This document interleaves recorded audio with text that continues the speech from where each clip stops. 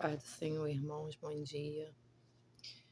Hoje está lendo nesta manhã uma palavra em Jó 2, que fala sobre a adversidade cruel e aflição de Jó. Aqui fala, né? E vindo outro dia em que os filhos de Deus vieram apresentar-se perante o Senhor, veio também Satanás entre eles apresentar-se perante o Senhor. Então o Senhor disse a Satanás: De onde vens? E respondeu Satanás ao Senhor e disse: De rodear a terra e passear por ela. E disse o Senhor a Satanás: Observastes o meu servo Jó? Porque ninguém é na terra semelhante a ele, homem sincero e reto, temente a Deus, desviando-se do mal, e que ainda retém a sua sinceridade, havendo-me tu incitado contra ele para o consumir sem causa. Então Satanás respondeu ao Senhor e disse: Pele por pele, e tudo quanto o homem tem dará pela sua vida. Estende, porém, a tua mão e toca-lhe nos ossos e na carne, e verás se não blasfema contra ti na tua face. E disse o Senhor Jesus a Satanás: Eis que ele está na tua mão, poupa, porém, a tua vida. Então saiu Satanás da presença do Senhor e feriu a Jó de uma chaga maligna desde a planta do pé ao alto da cabeça. E Jó, tomando um pedaço de telha para raspar com ele as feridas, assentou-se no meio da cinza. Então sua mulher lhe disse: Ainda retém a tua sinceridade? Amaldiçoa a Deus e morre. Mas ele lhe disse: Como fala qualquer doida, assim falas tu: receberemos o bem de Deus e não receberemos o mal? Em tudo isto não pecou Jó com os seus lábios. Ouvindo, pois, 3 amigos de Jó todo este mal que tinha vindo sobre ele, vieram cada um do seu lugar. Ele faz o Temanita e Beldade, o Suíta, Isofar, o Naamatita, e concertaram juntamente, vieram condoer-se dele e consolá-lo, levantando de longe os olhos e não o conhecendo, levantavam a voz e choravam, e rasgando cada um com o seu manto sobre a cabeça, lançaram pó ao ar e se assentaram juntamente com ele na terra 7 dias e 7 noites, e nenhum lhe dizia palavra alguma, porque viam que a dor era muito grande. Então, né, irmãos, até aqui essa palavra, né, fala sobre um homem íntegro, né, que era Jó, um homem que tinha tudo de bom na vida, tinha dinheiro, tinha família, tinha uma vida alicerçada, era um homem temente a Deus. E o inimigo, quando viu que Jó era um homem próspero, era um homem que era abençoado por Deus, tudo que fazia dava certo e tinha uma vida de coisas boas na terra, o inimigo se achegou a Deus, né? E pediu para o Senhor Jesus se podia tocar na vida de Jó, tocar nas coisas que ele tinha, nos bens dele, porque, segundo o inimigo, ele estava aqui testando, né, a fé de Jó perante o Senhor Jesus, falando que ele adorava a Deus porque ele tinha tudo do bom e do melhor. E que se ele não tivesse, com certeza, ele viraria as costas para o Senhor. Como nos dias de hoje, né, irmãos? Que muitas das vezes tem gente que adora a Deus quando está recebendo as coisas boas.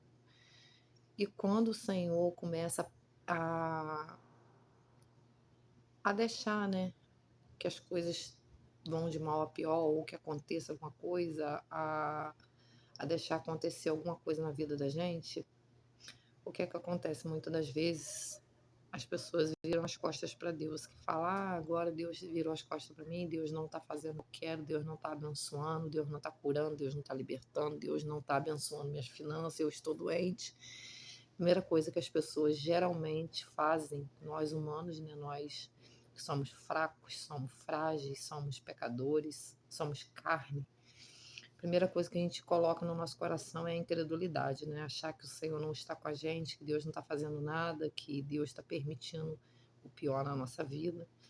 E acabamos, muitas das vezes, virando as costas para Deus, saindo da igreja e amaldiçoando a Deus, né? Amaldiçoando, às vezes, não com palavras, mas com atitudes, né? Saindo da presença do Senhor e abandonando, esquecendo as coisas boas que o Senhor tem feito. E eu separei aqui 4 tópicos, né, que eu vi nessa palavra aqui que Deus ministrou no meu coração. O primeiro tópico, que Deus mostra aqui, né? Que Satanás, o primeiro tópico aqui é quando o inimigo, né, o Satanás responde ao Senhor e disse: pele por pele, tudo quanto o homem tem dará pela sua vida. Aqui ele chegou ao Senhor para pedir. Primeiro, aqui mais para trás, ele pede para poder tocar nos bens de Jó. E quando ele vê que Jó não blasfema contra Deus, que ele continua adorando ao Senhor, mesmo perdendo os animais, mesmo perdendo as coisas que ele tinha material, e mesmo assim ele continuou adorando ao Senhor, Satanás não ficou satisfeito. Ele foi novamente até o Senhor para falar que se o Senhor permitisse que tocasse na carne dele, ele blasfemaria contra o Senhor e ele iria virar as costas para Deus. Porque ele foi e tirou tudo que já tinha, casa, animais, as coisas que ele tinha material, e mesmo assim Jó não amaldiçoa Deus, Jó continua adorando ao Senhor de todo o coração. E aqui, né, o que que Deus fala aqui nesse primeiro tópico aqui? Mostrando que Satanás não toca na vida de ninguém porque ele quer, e sim se Deus permitir.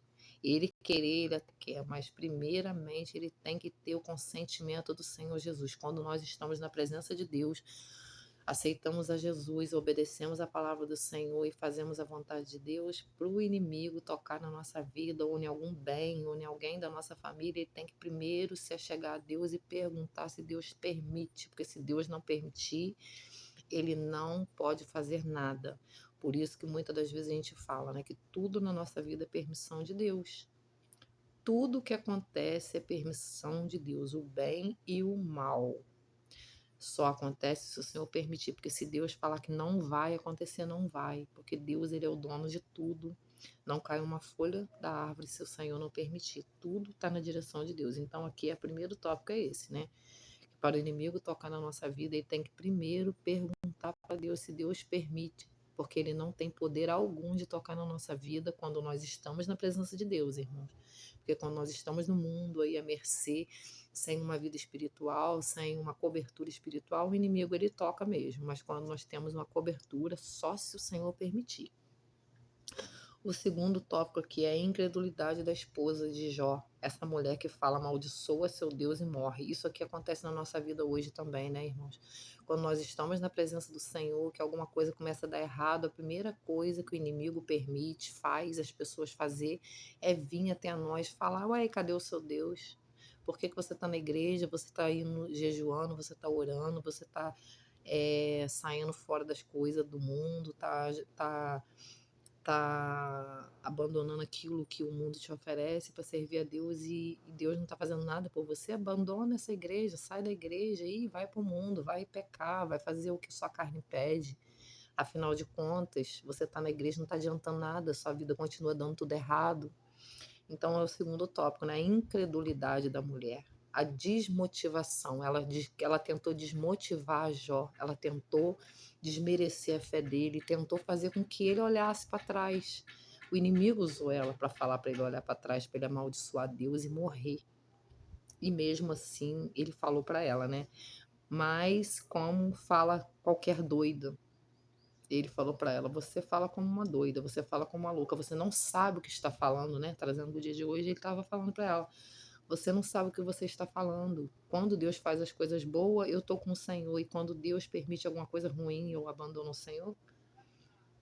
Trazendo para o dia de hoje é isso, né, irmãos? Quando Deus faz alguma coisa boa, todo mundo bate palma, mas quando você está na pior, todo mundo vira as costas e ainda te incentiva você também a desacreditar, a ficar desmotivado, a abandonar a fé, abandonar as coisas que Deus faz e não olhar o bom que o Senhor fez. Nós temos que olhar quando vem o dia mau, nós temos que lembrar que o Senhor está conosco nesse dia mau também. Ele está no barco. O Senhor nunca abandona a gente, principalmente nos dias maus, aí é que Ele está conosco mesmo. Basta nós orarmos e pedirmos a Deus discernimento, sabedoria, que Ele vai se apresentar e nós vamos ver que Ele está conosco, nos fortalecendo, nos dando força para continuar. O terceiro tópico aqui, né, que Jó continuava crendo, continuava íntegro.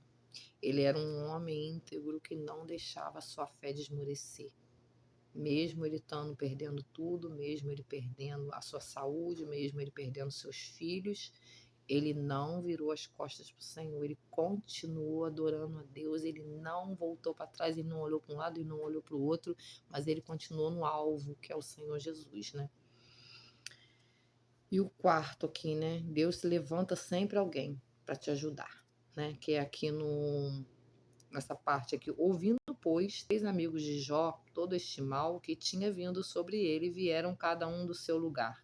Elifaz, Bildade, Zofar. Eram 3 amigos, né, irmãos de Jó, que quando ouviu falar que Jó estava nessa situação, eles não abandonaram Jó, eles não viraram as costas para o seu amigo. Pelo contrário, eles vieram até Jó, estenderam a mão e reconheceram que ele estava sofrendo muito com aquela situação. O que é que eles fizeram? Eles rasgaram as suas vestes e ficaram junto, né? Se assentaram juntamente com ele em terra 7 dias e 7 noites.